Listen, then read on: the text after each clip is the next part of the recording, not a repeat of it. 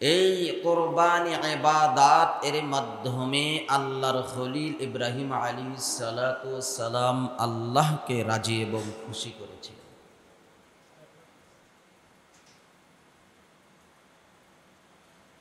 যেই মিনার প্রান্তরে কোরবানি ছিল, আজকে প্রতিটি হাজী সাহেব মিনার ময়দানে অবস্থান করতেছে।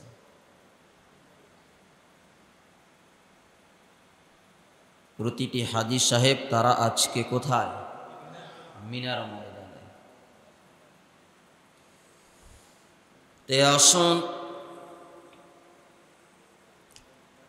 আমরা সবাই ইবাদতটা মন দিয়ে শোনার চেষ্টা করব। কোরবানি কাদের উপরে ওয়াজিব? মূলত কোরবানি এই ইবাদত 3 দিন করা যায়। কয় দিন? 3 দিন। যাকাতের নিসাব এবং কোরবানির নিসাব সমান, ব্যবধান নাই, মালের কোনো ব্যবধান নাই, তবে সময়ের ব্যবধান আছে। নিসাবের পরিমাণ সমান, তবে সময়কালের ব্যবধান। কোরবানি হলো জিলহজ মাসের 10, 11, 12 এই 3 দিনের যে কোনো একদিন যদি তার কাছে এই পরিমাণ নিসাবের পরিমাণ মাল থাকে, সম্পদ থাকে, তার উপরে কোরবানি ওয়াজিব। যদি 10 তারিখে এই পরিমাণ মালের মালিক হয়, 10 তারিখেই ওয়াজিব। 10 তারিখে ওই পরিমাণ মালের মালিক হয় নাই, 11 তারিখও হয়েছে, তাহলে 11 তারিখেই ওয়াজিব। 11 তারিখেও হয় নাই, 12 তারিখও হয়েছে, তাহলে 12 তারিখেই তার উপরে কোরবানি ওয়াজিব।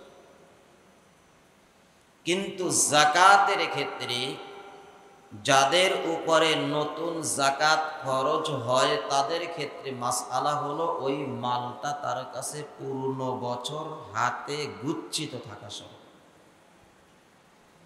তাহলে আমরা জানতে পারলাম, বুঝতে পারলাম, যাকাতের নিসাব এবং কোরবানির নিসাবের মালের পরিমাণ সমান, তবে সময়ের পার্থক্য। কোরবানির ক্ষেত্রে 3 দিনের যে কোনো একদিন ওই মালের মালিক হলে কোরবানি ওয়াজিব।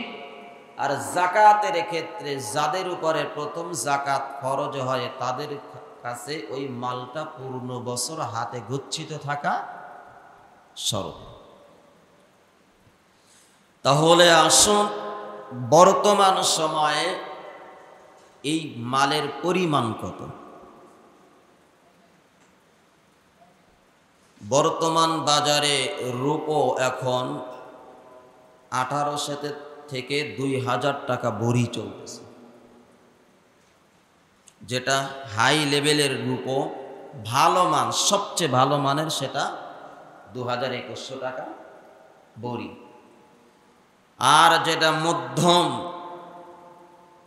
সেটা 1700 থেকে 2000 টাকার ভিতরে।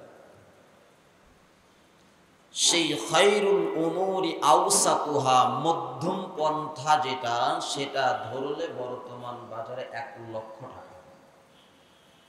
যেহেতু 52.5 বড়ি রূপো, সেই হিসাব করলে বর্তমান ঢাকা শহরের হিসাব, গ্রাম অঞ্চলের উপর দাম আরো একটু কম। আরো একটু কম। কেন কম? ঢাকা শহরে যেহেতু দোকান ভাড়া বেশি, কর্মচারী এদের বেতন বেশি, সবকিছু বেশি, সেই ক্ষেত্রে দোকানদাররা সবকিছু হিসাব করেই জিনিসের মূল্য নির্ধারণ করে।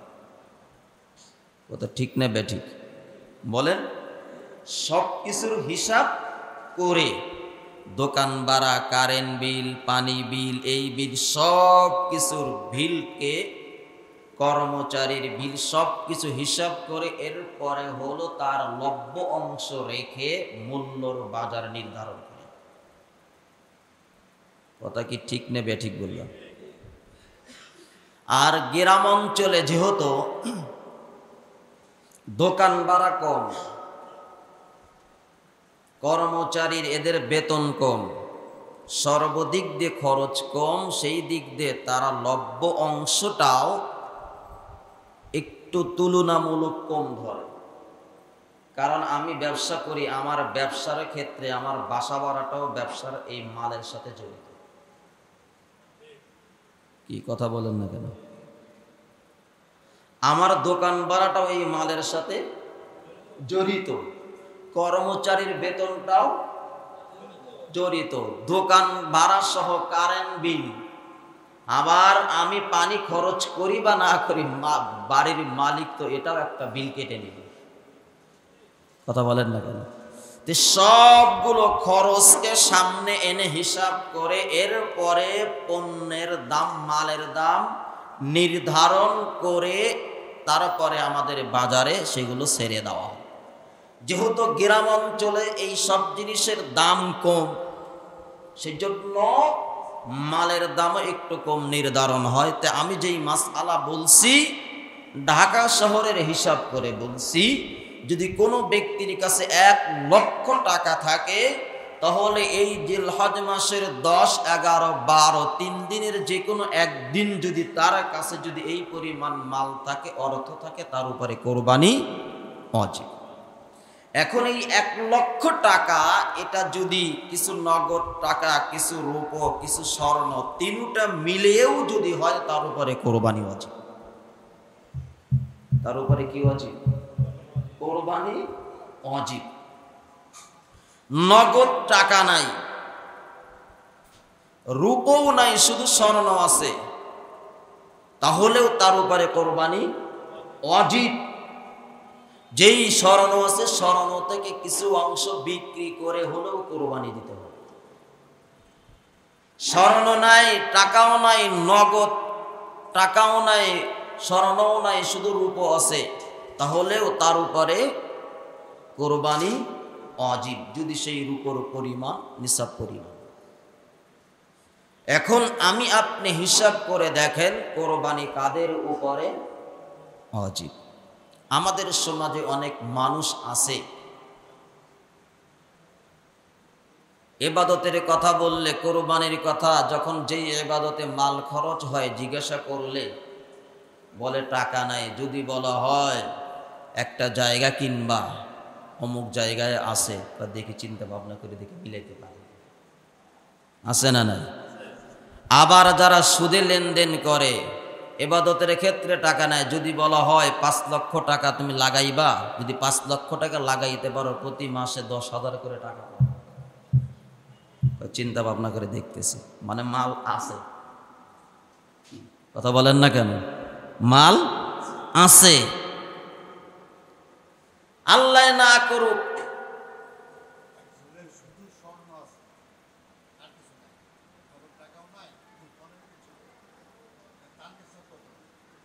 তার নিসাব যদি স্বর্ণ থাকে, এই স্বর্ণটাও যদি ওই রূপর সমপরিমাণ হয়, কারণ বর্তমান যাকাতের মাসআলা রূপর উপরেই মাসআলা। আল্লাহ তাআলা যাকাতের এই নিসাবটা আল্লাহ ফরজ করেছেন গরিবদের দিকে তাকাইয়া। কাদের দিকে? গরিবদের দিকে। আপনার 5টা সন্তান, একটা সন্তান যদি মাজুর হয়, দুর্বল হয়, ধরে নেন প্রতিবন্ধী হয়, আপনার নজর কোন দিকে বেশি থাকবে বলেন তো? মাজুরের দিকে, যেটা দুর্বল সেটার দিকে। আমার আল্লাহ দুর্বল যারা, অর্থাৎ গরিব অসহায়, এদের দিকে তাকাইয়েই আমার আল্লাহ যাকাতের বিধানকে আল্লাহ ফরজ করে দিয়েছে। সেই জন্যই মাসআলাটা আগেও বলছি যে কারোর কাছে নগদ ক্যাশ নাই, রূপও নাই, শুধু স্বর্ণ আছে, এই স্বর্ণটাই যদি 52.5 ভরি রূপর সমপরিমাণ হয়, অর্থাৎ 1 লক্ষ টাকা হয়, তাহলে ওই স্বর্ণ থেকে কিছু অংশ বিক্রি করেই কোরবানি দিতে হবে। আল্লাহ তো বলেন নাই যে তুমি একেবারে বাজারের সবচেয়ে বড় গরুটা কোরবানি করো, আল্লাহ তো এটা বলেন নাই। আল্লাহ বলছে তোমার সামর্থ্যর মধ্য থেকে তুমি সুন্দর একটা জিনিস আমি আল্লাহর রাস্তায় কোরবানি দিয়ে দাও। আপনি 1,00,000 টাকা আপনার আছে ক্যাশ, আপনি ওখান থেকে 7-8 হাজার টাকা দিয়ে একটা বকরি কিনে কোরবানি দিলেও তো আদায় হয়ে যাচ্ছে। কি আদায় হবে না?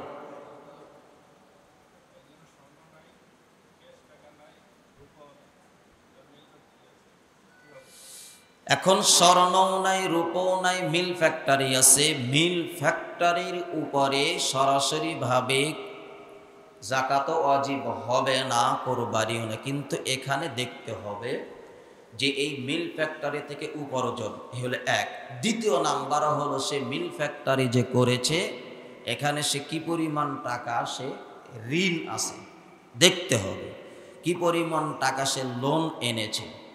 এখন লোনের পরিমাণটা যদি আনার পরে যদি ওই টাকাটা দুইটা ভাগ হয়, একটা হলো মিল ফ্যাক্টরির মেশিনারি যেগুলো কেনা হয় এই একটা, দ্বিতীয় নাম্বার যে ওই লোনের টাকা এনে সে কিছু টাকা দিয়ে এই মিল ফ্যাক্টরি পরিচালনার জন্য কাপড় চোপড় ক্রয় করা হয়।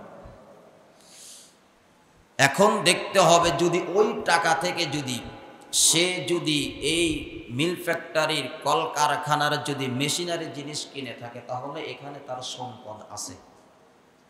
ভবিষ্যতে কখনো যেখান থেকে সে লোন এনেছে ব্যাংক থেকে সেই টাকা দিতে অপারগ হয়ে যায় তাহলে ব্যাংক কর্তৃপক্ষ এসে তার এই মিল ফ্যাক্টরি মেশিন আদি সেগুলো নিয়ে যায়। সেগুলো নিয়ে গিয়েও বাজার মূল্যে বিক্রি করে তাদের টাকাগুলো আদায় করার ব্যবস্থা করে কি করে না? করে।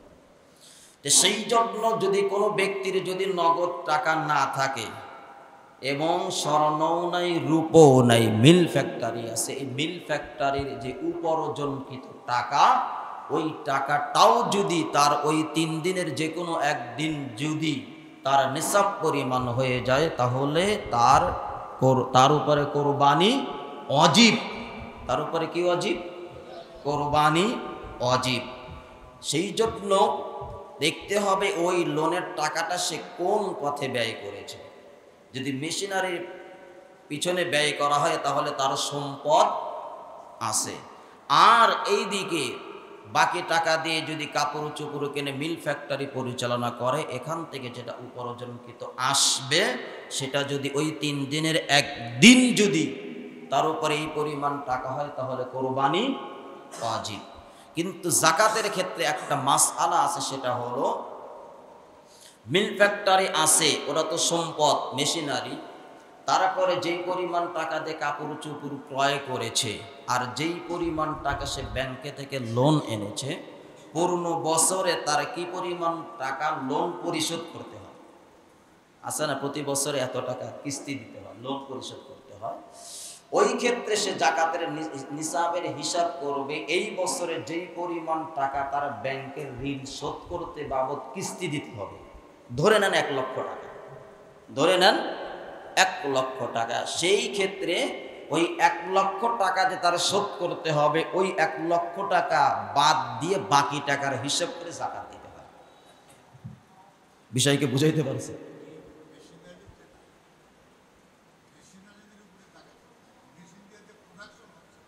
ওটার উপর তো যাকাত আসবেই না, কিন্তু মেশিনের উপর যে প্রোডাকশন যে হচ্ছে, যে কাপড় চোপড় যেটা, সেটার যে লভ্যাংশ সেটা, হ্যাঁ সেটা বোঝানো হয়েছে। কিন্তু মেশিনারি যে আছে এটা তার সম্পদ আছে। ব্যাংকে কখনো টাকা শোধ না করতে পারে তখন তার এই জিনিসগুলো নিয়ে আপনারা তো বলেন নিলামে চলে যায়, যায় কি যায় না? যায়। তে আসুন, আশা করি আপনারা মাসআলাগুলো বুঝতে পেরেছেন। তাহলে আসুন, কোরবানি কাদের উপরে ওয়াজিব, আশা করি আপনারা কি সবে বুঝতে পেরেছেন। এখন আসুন, এই কোরবানি মূলত আমরা কাকে খুশি করার জন্য করব? সবাই বলে আল্লাহকে। আল্লাহকে রাজি এবং খুশি করার জন্য। কিন্তু আমাদের সমাজে কিছু মানুষ আছে যেগুলো আসলে বিস্তারিত মাসআলা বলার সময় তো নেই, কারণ কোরবানি সম্পর্কে প্রায় ৭০-এর মতো মাসআলা আছে। এখন ৭০টা মাসআলা বলতে গেলে ২, ৪, ৫ জুমা পার হয়ে যাবে। কথা বলেন ঠিক কিনা? কিন্তু যেই মাসআলাগুলো আমাদের সমাজে ভাইরাস হয়ে দাঁড়িয়েছে, আমরা কোরবানি দেব আল্লাহর জন্য, আমরা তো এই কোরবানির পশুটাকে মানুষকে দেখানো আমাদের কোনো উদ্দেশ্য না। কথা বলেন ঠিক কিনা? মানুষকে দেখানো উদ্দেশ্য, হ্যাঁ? কিন্তু আমাদের সমাজে কিছু মানুষ আছে, পশুটা কেনার পূর্বেই এলাকার মধ্যে একটা ভাইরাস ছড়ায়া দেয়, আমি এত টাকার গরু কিনতেছি, এত টাকার গরু কিনেছি। আবার ফেসবুক অনলাইনেও ছেড়ে দেয় প্রচারের জন্য। এই ভাইরাসগুলো আমাদের সমাজে আছে না নাই? বলে। আবার গরু একটা কিনলো, কেনার সাথে সাথে হাট থেকে ছবি একটা তুলে ফেসবুকে ছেড়ে দেয়, এমন গরু কিনছি, এমন গরু কিনছি।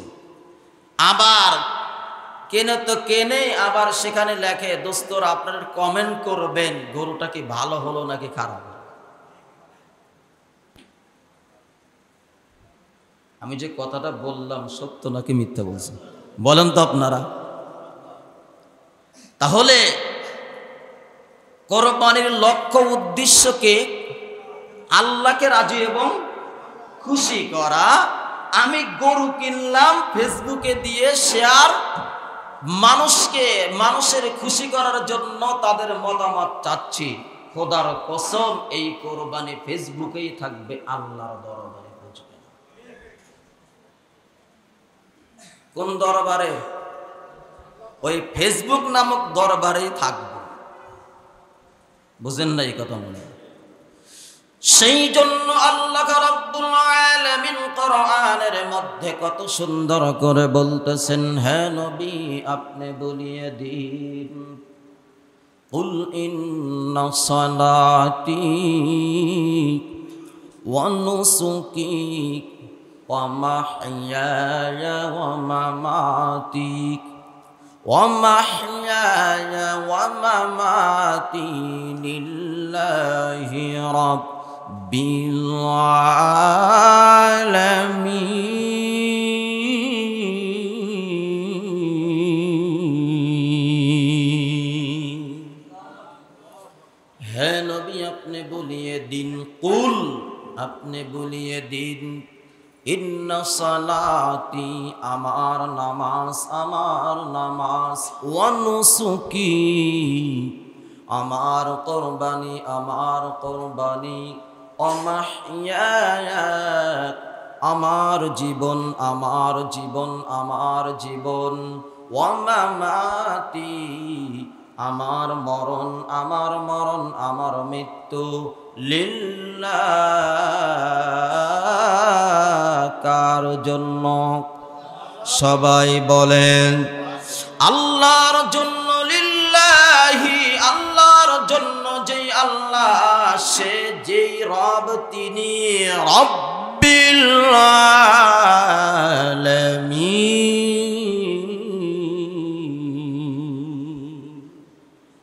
যেই আল্লাহ হলেন যিনি সমস্ত জাহানের মালিক, যিনি আল্লাহকে সমস্ত আলমের মালিক।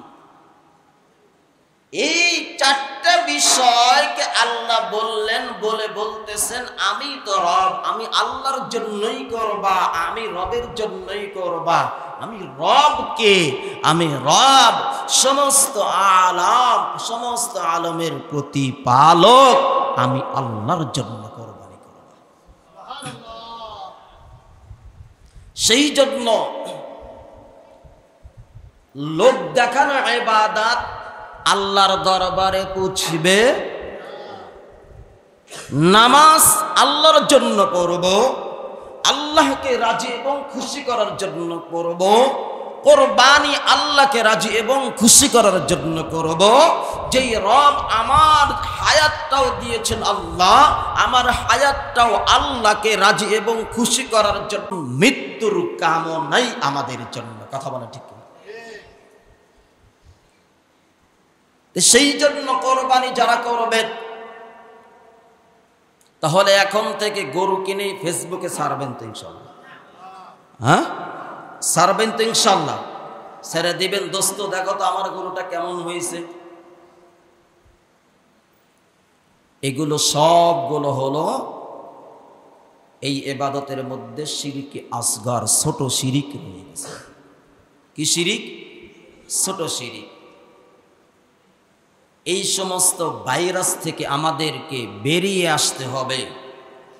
বের হয়ে আমাদের ইবাদতগুলো খালিসভাবে করতে হবে। কিভাবে করতে হবে বলেন? খালিসভাবে করতে হবে।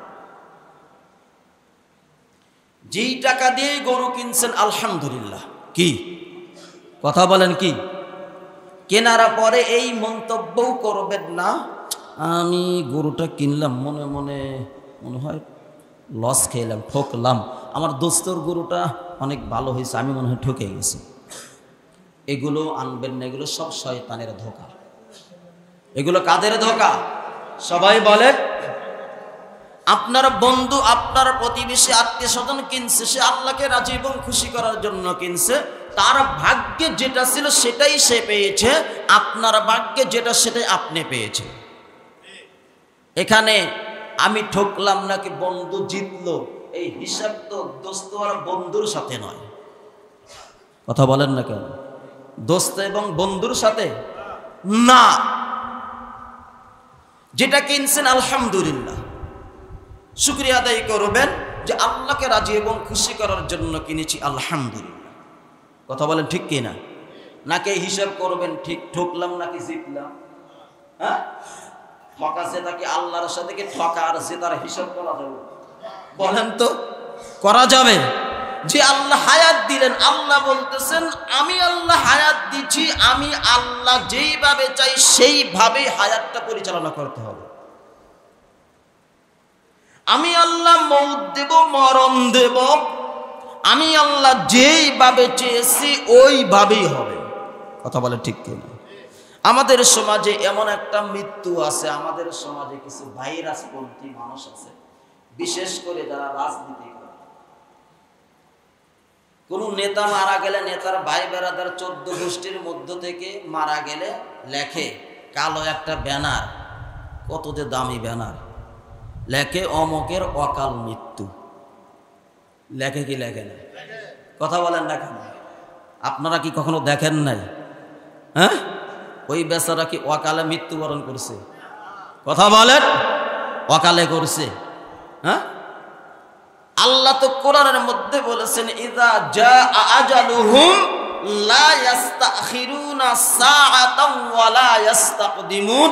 আমি আল্লাহ যার যখন মৃত্যু লিখে রেখেছি এর 1 সেকেন্ড আগেও হবে না, পরেও হবে না। আমি আল্লাহ যেই সময় লিখেছি ওই সময়ই হবে। এখন যারা বলে অকাল মৃত্যু, তারা সরাসরি আল্লাহর সাথে যুদ্ধ ঘোষণা করে। কি নাউজুবিল্লাহ বলবেন না? কার সাথে? আল্লাহর সাথে। সেই জন্য মৃত্যু আল্লাহর জন্য। আল্লাহ যখন চেয়েছেন, যেইভাবে চেয়েছেন সেইভাবেই হবে। কথা বলেন না কেন? সেই জন্য এই সমস্ত ভাইরাস আমাদের থেকে বের করে দিতে হবে। আমাদের সমাজে কিছু মানুষ আছে সারা জীবন তো পারে নাই, হজে চলে গেছে, একেবারে হজে যাওয়ার থেকে শুরু করে আসা পর্যন্ত শুধু ফেসবুক আর ফেসবুক। কথা বলেন না কেন? শুধু কি ফেসবুক আর ফেসবুক। মানে এহরামের কাপড় কিনতেছে ফেসবুক, এহরামের কাপড় পরতেছে সেটাও ফেসবুক, আবার এয়ারপোর্টে যাচ্ছে সেটাও ফেসবুক, ওখানে নামতেছে ফেসবুক। বোঝেন না মনে হয়? আবার এহরাম পরে বাইতুল্লাহর চতুর্দিকে তফ করতেছে, তাও ফেসবুক। এই সবগুলো ইবাদত হলো লৌকিক, মানুষকে দেখানো। কি কথা বলে? হ্যাঁ, আমার জিনিস হয়তো অন্য সেরেছে, সেটা ভিন্ন কথা, আমি সারিনি, সেটা ভিন্ন কথা। আল্লাহ তো আলহামদুলিল্লাহ 2 বার গেলাম, আজও পর্যন্ত একটা ছবি তো তুললাম না, শেয়ারও করলাম না, তাই আমি কি মরে গেছি? কথা বলেন। এইগুলো হলো লৌকিকতা, ইবাদতের মধ্যে লোভ দেখানো, এইগুলোর মধ্যে শিরকে আসগার, ছোট শিরিক এর সাথে সম্পৃক্ত। এগুলো হলো ভাইরাস, এগুলো থেকে আমাদের সবারই বেরিয়ে আসতে হবে। কথা বলেন না কেন? কি করে আসতে হবে? বেরিয়ে আসতে হবে। আল্লাহ তাআলা আমাদের সবাইকে বুঝবার তৌফিক দান করেন। তে আসুন, এই কোরবানি এতটাই দামি যে চিন্তা করে দেখেন, ইব্রাহিম আলাইহিস সালাম তার সন্তানকে জবাই করার জন্য মিনার প্রান্তরে নিয়ে গেছেন। কোথায় নিয়ে গেছেন? মিনার প্রান্তরে। যেই সময় ইব্রাহিম আলাইহিস সালাম সন্তানকে জবাই করার জন্য নিয়ে যাচ্ছেন, যাবেন, যদিও স্বপ্নেটা এত হাজার হাজার মাইল দূর থেকে দেখেছেন, সন্তান মক্কার প্রান্তরে, মরুভূমির প্রান্তরে সন্তান, আর সে স্বপ্নে দেখেছে সেই কই মিশর, হাজার হাজার মাইল দূরত্বের সফর। এখন এই স্বপ্ন বাস্তবায়ন করার জন্য আসছেন। সন্তানও বাবাকে ভালো করে চেনে না, বাবাও সন্তানকে ভালো করে চেনে না। কারণ একটা সময় আসছিলেন শিশুকালে, দুধের সন্তান মা হাজারাকে সঙ্গে নিয়ে এনে রেখে গেছেন। আবার আসছেন সেই সন্তান যখন বাবার সাথে চলাফেরার বয়স হয়েছে, মাঝখানে 13-14 বছর চলে গেছে। সময়টা লম্বা সময় না? বলেন, লম্বা সময়। এই সময়ের ব্যবধানে বাবা আর সন্তান না চেনার বেশি কথা। কথা বলেন না? আসছে, সন্ধান চালাইয়া ইসমাঈল আলাইহিস সালামের সন্ধান পেয়েছেন, বিবির সন্ধান পেয়েছেন। এই সন্তানকে সঙ্গে নিয়ে চলে যাচ্ছেন। মা হাজরাকে বলছেন সন্তানকে সাজাইয়া দাও, আল্লাহ দাওয়াত দিয়েছেন মেহমান হিসেবে। সুবহানাল্লাহ, জোরে বলবেন না? দাওয়াত দিয়েছেন কে? কথা বলে। আসলেই তো দাওয়াত, দাওয়াত না? কথা বলেন, কত বড় দাওয়াত। গোস্ত যে খান, দেখেন দাওয়াত কোথায় থেকে। সন্তানকে সাজায়া গুছাইয়া দিয়েছেন। শয়তান এসে মা হাজরাকে অনেক ধোঁকা দিছে, বুঝাইতে পারে নাই। ইব্রাহিম আলাইহিস সালাম আল্লাহর দাওয়াত কবুল করেছেন। আল্লাহ তো গোস্ত খাওয়াবেন। আল্লাহ কি খাওয়াবেন? সবাই বলেন, গোস্ত খাওয়াবেন। এমন একটা গোস্ত, জান্নাতের দুম্বার গোস্ত খাওয়াবেন। আর জোরে বলেন না সুবহানাল্লাহ। ইব্রাহিম আলাইহিস সালাম আল্লাহর বিধান বাস্তবায়ন করার জন্য নিয়ে গিয়েছেন। এত ধারালো ছুরি, এত কিছু চেষ্টা প্রচেষ্টার পরেও ছুরি কার কথা শোনে? সবাই বলেন আল্লাহর কথা।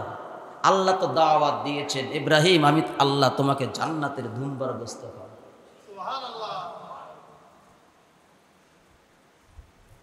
আগেও বলেছি, জিবরাইল আলাইহিস সালাম পৃথিবীর জমিনে এমন 3টা দিন, যেই দিন তার শরীরের প্রত্যেকটা পশমের গোড়া দিয়ে ঘাম বের হয়েছিল। বলছি এই সেই একটা দিন হল মিনার দিন। আল্লাহ রাব্বুল আলামিন চেয়েছেন ইব্রাহিম আলাইহিস সালামের মনের কোরবানি, মনে বাস্তবে কোরবানি দিয়েছেন। আল্লাহ বলেছেন জিবরাইল যাও, জান্নাত থেকে একটা ধুম্বা নিয়ে যাবা, আর একটা লোহার টুকরা নিয়ে যাবা। লোহার টুকরাটা ইসমাইলের গলার উপরে ধরে রাখবা, ছুরি কাটবে না। ইসমাইলের জায়গায় এই ধুম্বাটা রাখবা, ধুম্বাটা জবাই হয়ে যাবে। আমার ইব্রাহিম, আমি আল্লাহর দাওয়াত গ্রহণ করে সে দুম্বার গোস্ত খাবে। আরো জোরে বলেন না সুবহানাল্লাহ। চিন্তা করছেন আল্লাহ যে দাওয়াত দিয়েছেন সত্য না মিথ্যা? কথা বলেন, সত্য। সেই জন্য আসুন, আল্লাহ আমাদেরকেও দাওয়াত দিলেন যে তোমরাও গোস্ত খাবে, তবে তোমাদের নিয়াতটা যদি ইব্রাহিম আলাইহিস সালামের নিয়াতের সাথে মিলে যায়, তোমাদের নিয়াতটা যদি ইব্রাহিম আলাইহিস সালামের নিয়াতের সাথে মিলে যায়, তোমাদের আমলটা যদি ইব্রাহিম আলাইহিস সালামের আমলের মতন হয়ে যায়, তাহলে আমি আল্লাহর দেওয়া দাওয়াতের গোশতই আমি আল্লাহ তোমাদেরকে খাওয়াবো। তাহলে একটু হিসাব করে দেখেন তো আমলটা কি দামি না দামি না? কত দামি চিন্তা করে দেখছেন? সেই জন্য ভাইরা আমার, বন্ধুরা আমার, মুসল্লি বাবারা আমার, আপনাদের হাতে ধরে পায়ে ধরে বলছি, ইবাদতের মধ্যে যেন চুল পরিমাণ যেন লৌকিকতা না আসে। যদি চুল পরিমাণ লৌকিকতা আসতো, ইব্রাহিম আলাইহিস সালাম তার সন্তানের গলায় ছুরি চালাইতে পারতেন না। ইব্রাহিম আলাইহিস সালাম তার সন্তানের গলায় ছুরি চালাইতে পারতেন না। লৌকিকতা ছিল না বিদায় সন্তানের গলার উপরে ছুরি চালিয়েছেন। আল্লাহ তার কোরবানি কবুল করে আসমান থেকে মেহমানদারির ব্যবস্থা করে দিয়েছেন, জান্নাতের মেহমানদারির ব্যবস্থা করে দিয়েছেন। আমরাও যদি খালিস দিলে, ইখলাসের সাথে, খুলুসিয়াতের সাথে, সব ধরনের লৌকিকতা থেকে বেরিয়ে এসে যদি আল্লাহকে রাজি আর খুশি করতে পারি, আমার আল্লাহ আমাদেরকে আল্লাহর পক্ষ থেকে কুদরতে মেহমানদারির ব্যবস্থা করে। ইনশাআল্লাহ আমরা সবাই রাজি আছি তো ইনশাআল্লাহ। সেই জন্য এটা অনেক বড় একটা আমাল, অনেক বড় একটা আফআল। সেই জন্য যাদের কাছে এই পরিমাণ টাকা আছে, কখনো এ করবেন না যে আমার হয়তো না অজিব না, কিন্তু অজিব যে আপনারা হয়ে গেছে, হয়তো আপনি প্রকাশ করতেছেন না, কিন্তু আল্লাহর আদালতে আপনারটা অজিব হিসেবেই থেকে যাবে। কথা বলেন ঠিক কিনা? আপনার উপরে অজিব, কিন্তু আপনি ভাবতেছেন অজিব না, কিন্তু আল্লাহ তো লিখে রাখছেন অজিব। যাদের উপর অজিব হয়েছে কোরবানি দিয়েছেন, আল্লাহ তো নামগুলো কেটে দিয়েছেন, কিন্তু আপনার উপরে কোরবানি অজিব, আপনি কোরবানি দেন নাই, আপনার নামটা আল্লাহ কাটেন নাই, ওইভাবেই রয়ে গেছে। আল্লাহর আদালতে আপনার জবাব দিতে হবে। সবাই বলেন জবাব দিতে হবে। সেই জন্য প্রত্যেকটা মাসআলা সহিভাবে আদায় করার চেষ্টা করবেন, কোন ধরনের যেন লৌকিকতা না আসে। যতদূর পারবেন, যদিও মাসআলা 3 ভাগ করা মুস্তাহাব আমল, করতে পারলে ভালো, না পারলে অসুবিধা নাই। গরিব মিসকিন, আপনার প্রতিবেশী, অবশ্যই আপনার কোরবানি গোশতের হক দান। কথা বলেন না কেন? সেই জন্য খোঁজ নিবেন যে আপনার প্রতিবেশী, আপনার ভাড়াটিয়া, আশেপাশে অনেক গরিব মানুষ আছে, তারাও যেন আপনার কোরবানি গোশতের একটা অংশ তারাও যেন পায়। আপনি খেলেন কিন্তু প্রতিবেশী খেতে পারলো না, আল্লাহর আদালতেও আপনার জবাব দিতে হবে, আপনি আপনার প্রতিবেশীকে বঞ্চিত করেছেন। সেজন্য এ ব্যাপারে অবশ্যই সচেতন হয়ে আমাদের কাজ, কথা বলেন, কাজ করতে হবে। তো আসুন, আরো কিছু গুরুত্বপূর্ণ কিছু মাসলা মাসাইল রয়ে গেছে। আপনারা যারা পশু কিনতে যাবেন, অবশ্যই যাচাই বাছাই করবেন পশুটা অন্ধ কিনা, পশুটা অন্ধ কিনা। পশুর চোখে হাত দিবেন, সামনে হাত দিয়ে এরকম নাড়াচাড়া করবেন। যদি অন্ধ হয় তাহলে ওই পশু দেখবেন আর চোখের শাটারও ফেলবে না, এরকম ভাবে চোখ টিপে পারবো না, বুঝতে পারবেন যে পশুটা অন্ধ। আর যদি সে চোখে দেখে তাহলে আপনার হাতের সাথেও সে চোখের পর্দাগুলো ওঠানামা করবে। কথা বোঝেন নাই? যাচাই করবেন। কোন পশু যদি অন্ধ হয়, জাতিগতভাবেই যদি সে অন্ধ হয়, সেটার মাসআলা ভিন্ন। কারণ জাতিগতভাবে, জন্মগতভাবে অন্ধ হলে এটার সাথে মানুষের কারো কোনো হাত নেই। কথা বোঝেন না কেন? আবার কিছু পশু আছে জাতিগত অন্ধ নয়, জন্মগতভাবে নয়। পশু তো পশু, মারামারি করতে ডিবে ডিবি করতে করতে অনেক পশুর চক্ষু নষ্ট হয়, আছে না নাই? এই ক্ষেত্রে মাসআলা অন্ধ কিনা দেখে নেবেন। যদি জাতিগতভাবে যদি শিং না ওঠে, সিংহা, অসুবিধা নাই। এখানে কারো কোনো হাত আছে বলেন? নাই। হ্যাঁ, এখন যদি শিং ছিল, মারামারি করছে, ডিপে ডিপি করছে, গরু লাগে কি লাগে না? স্বামী স্ত্রী যে ঝগড়া লাগে, গরু মনে হয় লাগে না। হ্যাঁ, এমন কোন পুরুষ নাই যত বড় আলেমকা না হয় যে স্বামী স্ত্রী দুই একবার লাগালাগি হয় নাই। দুই একবার এমনি কম বেশি গুতাগুতি লাগালাগি হয় না? কথা বলেন না কেন? কাপড় যেটা আনার কথা বলছে সেটা না এনে যদি অন্যটা এনে থাকে, কথাই নাই। তে আসুক লাগতে পারে। যদি এরকম দুইটা পশু যদি ডিপাডিপি মারামারি করে যদি সিংহা ভেঙ্গে যায়, ভাঙ্গার পরিমাণ যদি অর্ধেকের বেশি হয়, তাহলে কোরবানি চলবে। আর এমনি যদি জন্মগত না ওঠে অসুবিধা নাই, কিন্তু মারামারি ডিপি করে গুতাগুতি করে যদি ভেঙ্গে যায়, অর্ধেকের বেশি পরিমাণ ভেঙ্গে যায়, তাহলে কোরবানি চলবে না। এগুলো দেখে নেবেন। কথা কি বুঝতে পেরেছি? ল্যাঞ্জা, অনেক ক্ষেত্রে অনেক পশু বিভিন্ন কারণবশত ল্যাঞ্জা খসে যায়, পড়ে যায়, ছিঁড়ে যায়। যদি দেখেন অর্ধেক পরিমাণ আছে চলবে, যদি অর্ধেকের বেশিটা চলে গিয়ে থাকে চলবে না। কথা বুঝাইতে পেরেছি? ঢাকা শহরে গরু টাকে আসে, কোথায় আসে? কথা বলেন। উঠায়ও টাকে, নামায়ও টাক থেকে। এই পরিমাণ পাও ভেঙ্গে গিয়েছে যে হাঁটতে পারে না, জবাইয়ের স্থান পর্যন্ত পৌঁছতে পারে না, তাহলে কোরবানি চলবে না। এগুলো দেখে কিনবেন। বুঝাইতে পেরেছি তো? দেখে কিনবেন পশুগুলো। তো সেই জন্য প্রত্যেকটা পশু কেনার পূর্বে সুন্দর করে যাচাই করে কিনবেন, দেখে কিনবেন। আর যারা শরীকে ভাগে কোরবানি দিবেন, প্রত্যেকের টাকা হালাল হতে হবে। প্রত্যেকের টাকা কি হতে হবে? সবাই বলেন হালাল। হালাল যাচাই করবেন কেমনে? আদবের সাথে নাকি বেদবের সাথে? কথা বলে। ভালো কথাও যদি খারাপ ভাবে বলা যায়, ওই কথা আর ভালো থাকে না, ওটা খারাপই হয়ে যায়। খারাপ কথাও যদি ভালোভাবে উপস্থাপনার মাধ্যমে বলে যায়, খারাপ কথাটাও ভালো হয়ে যায়। কথা বলেন না? আদবের সাথে সুন্দর করে জিজ্ঞাসা করবেন, ভাই আমরা তো 5 জন মিলে কোরবানি দেব, তে ভাই আলহামদুলিল্লাহ আমার টাকাটাও হালাল টাকা, আমি যতদূর চেষ্টা প্রচেষ্টা গবেষণা করে যতদূর ইয়ে করে আমার টাকাটা হালাল টাকা, যদি আপনার টাকাটা একটু দয়া করে বলতেন, ভাই আপনার টাকার ব্যাপারে যদি আপনি একটু দয়া করে অনুগ্রহ করে যদি বলতেন হালাল কিনা।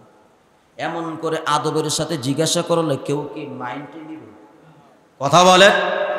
হ্যাঁ, আর যদি এই কথাটাই যদি বলি আমার টাকাটা হালাল, আপনি হালাল কিনা বলেন, ও বেচারা করে শালা কার লগে কোরবানি দিচ্ছে। কথা বলেন না কেন?